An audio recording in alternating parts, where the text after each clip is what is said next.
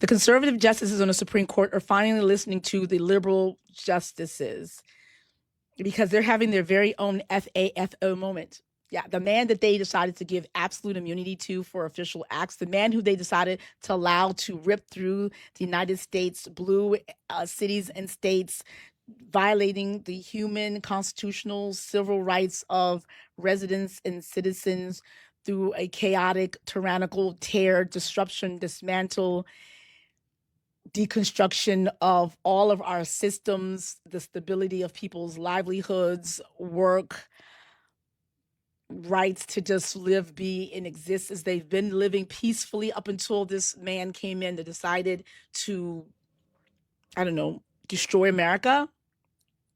Yeah, that guy just called them all out, just called them disloyal, and just like showing utter disrespect and disdain for them. And it's so disgusting. And they're just like, what the F? What did you expect? Let me step back a little bit and give you some context to what I'm saying here. So the Supreme Court decided to not accept Donald Trump's request to allow him to deport about, 300,000 Haitian migrants and immigrants who are living and have been living in the United States for quite some time, established, and Syrian and maybe eventually Venezuelans, part of a temporary protected status. This is a 35-year-old program. The people here under that status were invited to come to the United States. It's part of a policy that we've had for over 35 years, started by the late Ronald Reagan during his era. I believe, and if you're watching this on YouTube, I will put a link down below so you can go see, or attach it here so you can click off, wait till after you watch this video.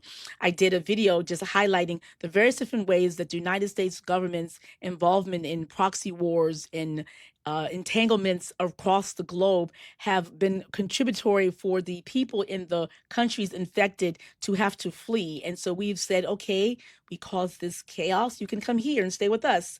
And once you have filed an application, once you pass a criminal background check, once you can afford to fly here and have yourself a sponsor, we will give you a work permit and you can stay here while whatever turmoil that's going on in your country that we kind of caused, the political unrest, the gang violence, the humanitarian crises, the national disasters, in the case of like the Haiti's earthquake, when it dissipates, when there's stability, when everything is fine, you can pack up and everyone can go home.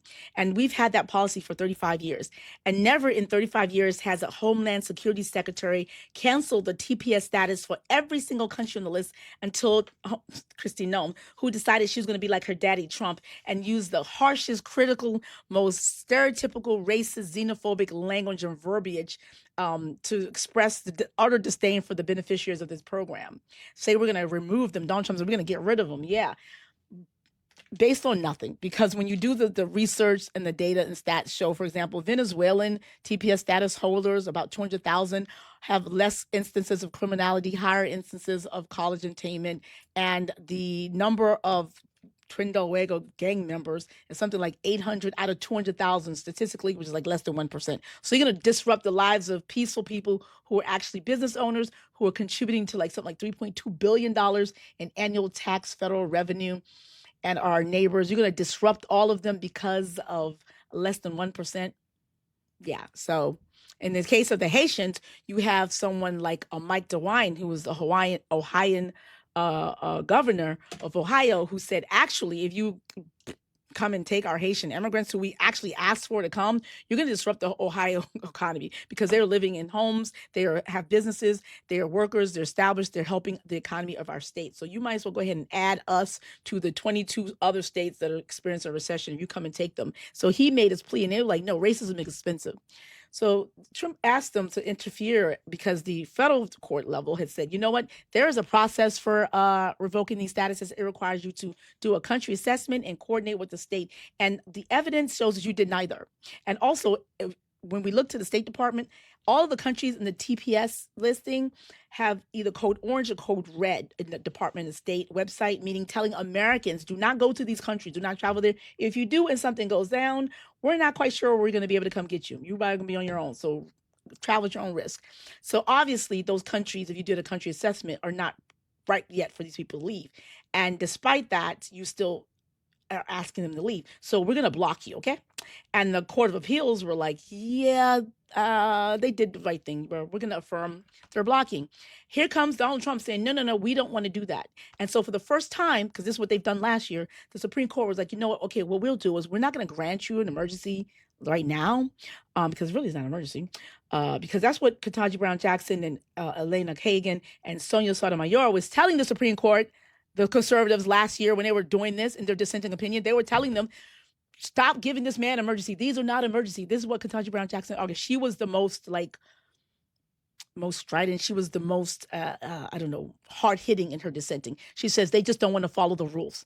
And there's no emergency. If you were to balance the interest of who's going to be harmed, the harm to someone losing their jobs and their livelihood, what's going to happen to them, they lose their health care, the harm to people being deported to a third-party country to be tortured for 100 days, the harm of people losing their health research grants, the harm of people losing their SNAP benefits, of in all these things that they're doing, the due process rights of being people detained and these horrible facilities, be separated from the moms and the children, and all this horrific things that's going on, to the harm of folks being American citizens having to protest on behalf of their citizens and having to lose their life to some rogue agents because you said it was okay to racially profile Brett Kavanaugh, and they continue to do roving raids on blue cities because you last spring had opportunity to say no, but you decided to butt in and say, and you regretted it. You don't like being the Kavanaugh stop. So because of your actions, the country is just a chaotic mess.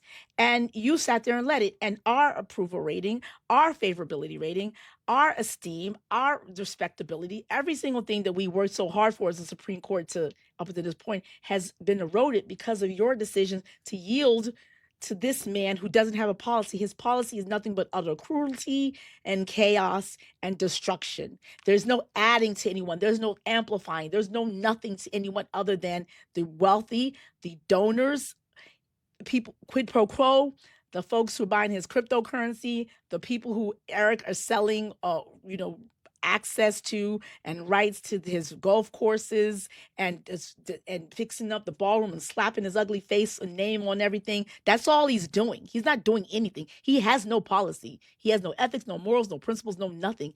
He's run by a loose conglomeration of various different factions that are competing. They don't even have the same interests. You got Laura Loomer and Ben Shapiro, who are Jewish. And then you got Nick Fuentes. And you got Tucker Carlson fighting. Who was he fighting? Was it Laura Loomer? And then you got the factions, the Elon tech bros who are defending the H1Bs, and you have the folks who are just like, no, America first. And you just got a loose conglomeration of people who have different varying interests, and they're running things. Whoever speaks to Donald Trump last, who has his ear last, they're the ones controlling policy. And if someone else comes in and says something opposite, who he respects more or likes more, he's going to reverse. So there is no policy. There is no reason why you should ignore the 100, 200, sometimes 300-page rulings that these federal district court judges have done after looking at all the facts, after going through it and deciding, okay, yeah, these are the harms, the government harm to money. Money doesn't matter because they wasted so much, is not as important as the harm to the people. And they look like they're going to win. So we're going to let these people keep their jobs, not let him dismantle the inspector generals, not let him take away the oversight and the watchdogs and the folks who, the reining in, what do the people call what's the people call? What's the word? The safeguards.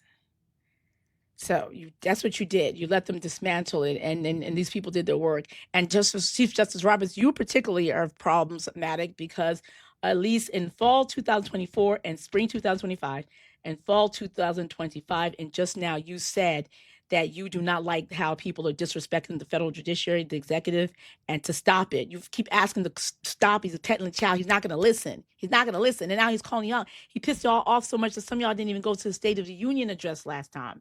And I saw how you looked at him, Amy Coney Barrett. I saw how you looked at him. You looked at him with disdain and disgust because you're like, oh my God.